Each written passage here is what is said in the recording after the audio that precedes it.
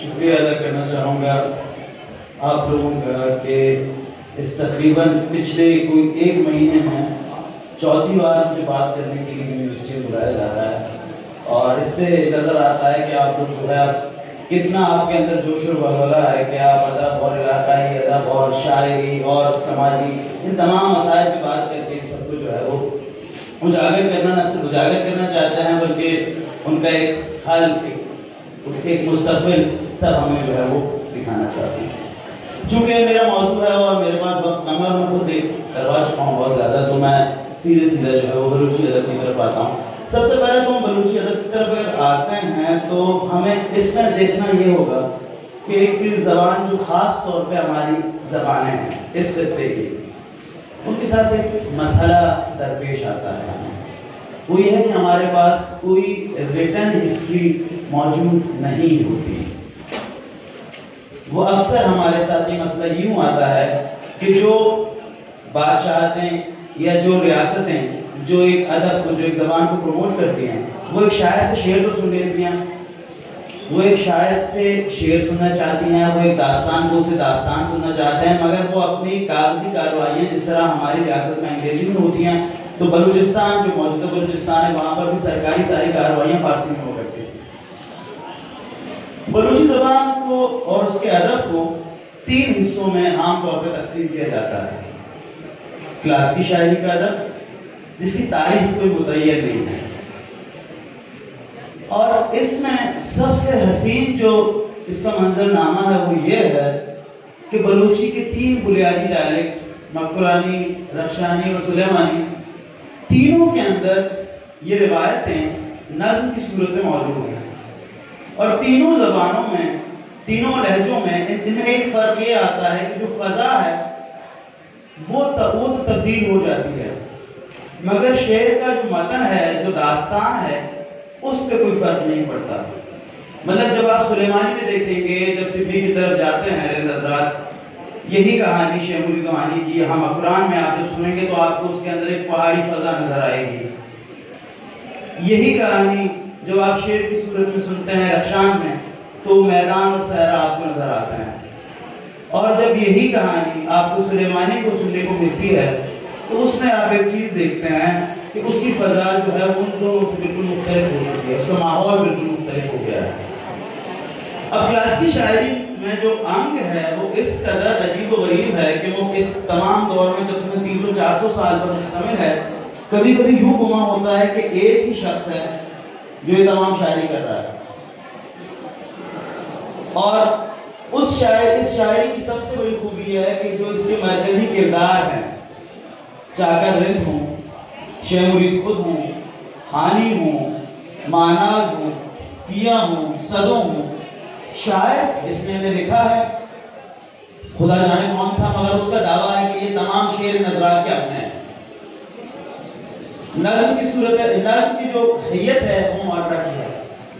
نظم معرہ کی حیت ہے، اور تمام داستان جس طرح مثنوی میں ایک طویل داستان جو ہے وہ رقم ہوتی ہے، اس طرح جو ہے وہ کلاسیکی شاعری میں نظم معرہ کی صورت میں تمام داستان جو ہے وہ رقم ہوتی ہے، اور جو سینکڑوں مصروں پر بھی مشتمل ہوتی ہے، ہزاروں مصروں پر بھی مشتمل ہوتی ہے، اور اس میں پوری داستان کو اورل ٹریڈیشن کے ساتھ۔ کبھی کبھی اس کا خیال یہ آتا ہے کہ یہ داستانیں نثر کی صورت میں کیوں نہیں، یہ داستانیں جو ہے یہ نظم کی صورت میں کیوں ہے؟ تو اس پہ پھر وہی خیال آتا ہے کہ جب آپ لکھ نہیں رہے ہوں کوئی چیز، اور جو شعر کی مضبوط روایت رہی ہے، جو شعر کا ملکہ رہا ہے، جو شعر کی، اور اس کی سب سے بڑی خوبی میں یہ محسوس ہوئی ہے کہ شعر کی صورت میں داستان کو یاد کرنا بہت آسان نظر آتا ہوگا، اس لیے ان کی عنایت نے انہیں مجبور کیا کہ تمام داستانیں شعر کی صورت میں لکھی جائیں۔ اس کے بعد کلاسیکل دور کے بعد قوانین کا زمانہ آتا ہے جب بلوچ ریاست کی تشکیل ہوتی ہے، جب بلوچ اپنی خانہ بدوشانہ زندگی اور نیم شہری زندگی سے نکل کے اپنی ایک ریاست کی تشکیل کرتا ہے جسے کانٹ آف قلات کے نام سے ہم جانتے ہیں، تو اس کے بعد دربار بنتا ہے۔ دربار بننے کے بعد ظاہر سی بات ہے ہم دربار جس طرح لاتے ہیں، ہم جس طرح معبدوں سے متاثر ہو کے اپنے معبدوں میں تبدیلیاں کرتے ہیں، تو ہم دوسروں کے دربار دیکھ کے ہم انہیں بھی اپنے دربار کے اندر ایک شاعر کی ضرورت محسوس ہوئی۔ تو اس دوران ایک اور زمانہ آیا کہ درباروں میں شاعروں کی پذیرائی شروع ہوئی۔ جام درد اس عہد میں بہت ممتاز نظر آتے ہیں، اور اسی زمانے کے آس پاس ایک اور شاعر ہے جنہوں نے بلوچی شاعری کا مزاج تبدیل کیا۔ ان کا ذکر کیے بغیر میرے خیال سے بلوچی شاعری کی بات مکمل نہیں ہوتی، وہ ہے مصطفی۔ بلوچی کلاسیکل شاعری سے لے کر قوانین کے دور تک بلوچی شاعری زیادہ تر آپ کو جو ہے وہ رجزیہ انداز میں ملتی ہے، اور جو محبت کی کہانیاں ہیں اس میں بھی آپ کو یہ لگتا ہے کہ کسی نے لکھا تھا، میں نام بھول رہا ہوں، کہ بلوچی شاعری کو پڑھ کر ایسا لگتا ہے کہ یہ حضرات جو ہے یا تو شاعری کے لیے جنگ کرتے ہیں یا جنگ کرنے کے لیے شاعری کرتے ہیں۔ مطلب اگر رومانوی داستانیں ہیں تو ان میں بھی ایسا لگتا ہے کہ بھیا یہاں پر عشق صرف اس لیے کیا گیا ہے کہ یہاں پر لڑائی مسلموں کا بھی ہو اور پھر اس کو شعر کہا جائے۔ مصر نے آ کر اس ٹریڈیشن کو بدلا۔ مصر نے آ کر بلوچی شاعری میں جو ایک انداز تھا اس میں رومانویت پھر اور عشق کی جو وارفتگی ہے جو مصر کے یہاں میں نظر آتی ہے، وہ اس بلوچی شاعری کے پورے مزاج کو بدل دیتی ہے۔ مصر میں آپ کو کچھ جو ہے وہ مصرے سناؤں گا۔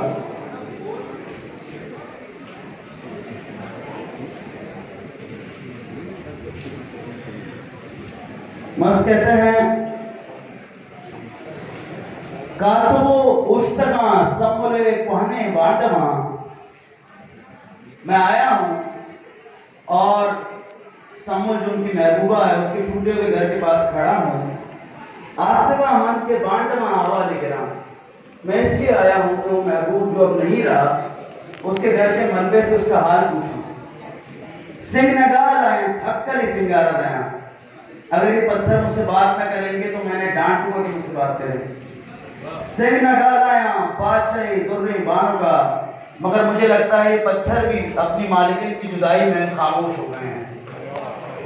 غم تئی شوشاں سمو چو بچہ نہیں غماں، سمو تمہارا غم ایسا ہے جیسے جنگ میں مرے ہوئے بیٹے کا دکھ کسی باپ کو ہوتا ہے۔ اب ایک زمانہ آتا ہے، اس کے بعد انگریز آتے ہیں، اور انگریز کے آنے کے بعد چونکہ بر صغیر اور بر صغیر کی سیاست چونکہ بر صغیر کے بالکل قریب بلوچستان موجود ہے، اس کے قریب ہی، تو اس کا اثر ان پر موجود آتا ہے۔ ایک شاعری کا زمانہ آتا ہے جس میں شاعری زیادہ تر انقلابی ہے، اور شاعر جو ہے وہ اکثر اظہار کے لیے ہندوستانی زبانوں کی طرف راغب نظر آتا ہے۔ اس دوران یوسف عزیز مغزی سے لے کر برہان نصیر تک جو طویل کی ایک انقلابی شاعروں کی، وہاں شاید یہ مارکسی ادب کا اثر تھا یا پروپیگنڈ کلچر کا اثر تھا، پروپیگنڈ لٹریچر پہنچ رہا تھا۔ اس عہد میں شاعری آپ کو نسبتاً کمزور نظر آتی ہے، مجھے تو بالکل نظر آتی ہے، کیونکہ اس کی وجہ شاید یہ ہے کہ ایک بات عوام تک پہنچانی ہے، تو اس کو جس طرح سہل کرنا یا یہ چیزیں ان کے پیش نظر نہیں ہوں۔ قیام پاکستان کے بعد جب 1948 میں بلوچستان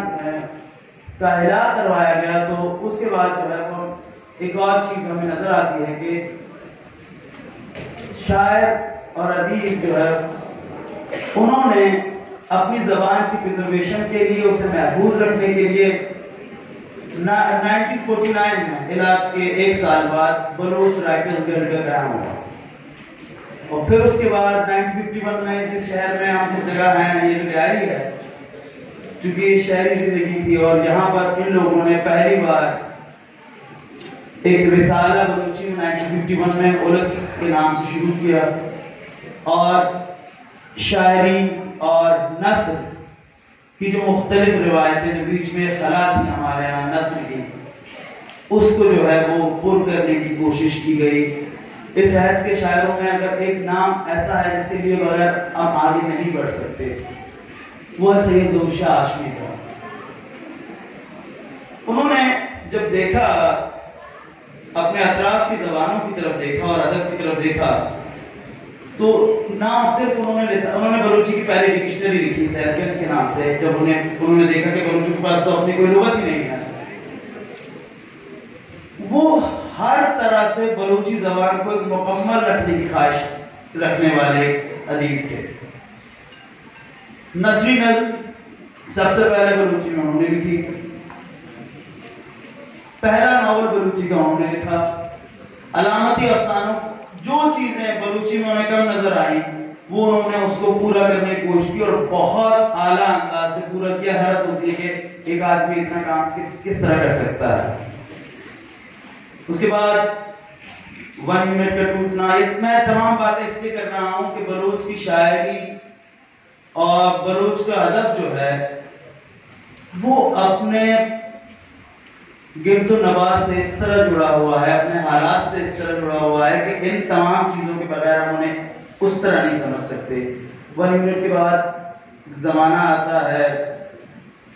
جس میں بلوچستان میں مختلف آپریشنز ہوئی اور چیزیں ہوئی۔ اس زمانے میں ہم دیکھتے ہیں کہ شاعری کا رنگ جو ہے وہ مختلف ہے اور بلوچ شاعر اپنے رضیہ انداز کو یوں لگتا ہے کہ دوبارہ پیدا کر رہا ہے۔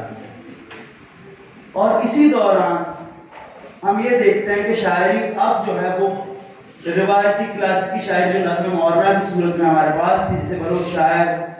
جنہیں پہلوان کہا جاتا تھا ان کے پاس تھی، اب اس کی تمام تر ذمہ داری ہم دیکھتے ہیں کہ غزل کہنے والا شاعر جو مین اسٹریم کا شاعر وہ ہے جو غزل کہتا ہے یا نظم کہتا ہے، اور وہ شاعر جو بلوچی روایات کا بلوچی شعری روایت کا امین ایک طرح سے تھا، اسے ہم دیکھتے ہیں کہ اب وہ اس طرح رسائی نہیں ہے عام عوام تک۔ اس شاعری میں جو اس عہد کی شاعری ہے جو 80 سے لے کر اب تک کی ہے، اس میں بلوچی میں بہت بڑے بڑے شاعر پیدا کیے ہیں۔ ان میں منیر مومن صاحب ہیں، مبارک قاضی ہیں، منیر مومن صاحب، مبارک قاضی، قاسم فراز، منظور بسمل، شعراء کی کہب ہے جو اچھی سے اچھی شاعری کرتی ہے کہ آپ جب ان کی شاعری دیکھتے ہیں تو آپ حیران ہوتے ہیں کہ جہاں اس میں روحانیت ہے، جہاں اس میں حسر کے مسائل بھی ہیں اور انہیں کوئی کمپرومائز نہیں ہے۔ شعر کے شعر ہونے پر، غزل کے غزل ہونے پر کوئی کمپرومائز نہیں ہے۔ اپنے تمام تر مسائل کو بیان کرتے ہوئے بھی اس چیز کا خیال رکھا جاتا ہے کہ شعر کی جو اصل ہے، جو اس کی روح ہے، وہ مجروح نہ ہو۔ اب آپ سوچ رہے ہوں گے کہ مجھے جو ہے یہاں بات کرنے کے لیے بلایا جاتا ہے، بلوچی ادب ایک مطالعہ ہے اور میں تمام تر شعر پر بات کر رہا ہوں، تو اس کی وجہ یہی ہے کہ میں جیسے پہلے کر چکا ہوں کہ بلوچی شاعر بلوچی تمام داستانیں نظموں کی صورت لے کر ہمارے پاس ہماری تمام کہانیاں، ہماری تاریخ تک وہ نظموں کی صورت میں ہے۔ اب اس کا مطلب یہ ہرگز نہیں کہ بلوچی میں نثر نہیں لکھی گئی۔ بلوچی میں نثر، مجھے اس کا یوں خیال آتا ہے کہ اس کی وجہ بنیادی طور پر یہ ہے کہ شاید عربوں کے آنے کے بعد جب عربوں نے ناٹ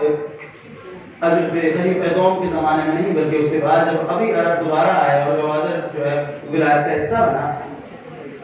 تو ہمیں کچھ مخطوطات ملتی ہیں، کچھ جو ہے سفر نامے ملتے ہیں۔ مکمل طور پہ آپ انہیں سفر نامے نہیں کہہ سکتے، مگر وہ کتابیں لکھنے کی، ایک نثر لکھنے کی خواہش ہے۔ اس کی وجہ عربوں اور ایرانیوں کا اثر تھا، کیونکہ ایران میں بھی اس زمانے میں قاجار سلطنت کے بعد جو ہے وہ روابط پڑھ رہے تھے اور وہاں بھی نثر ایک بہتر انداز میں لکھی جا رہی تھی۔ تو بلوچی کی پہلی جو نثر کی کتاب ہے وہ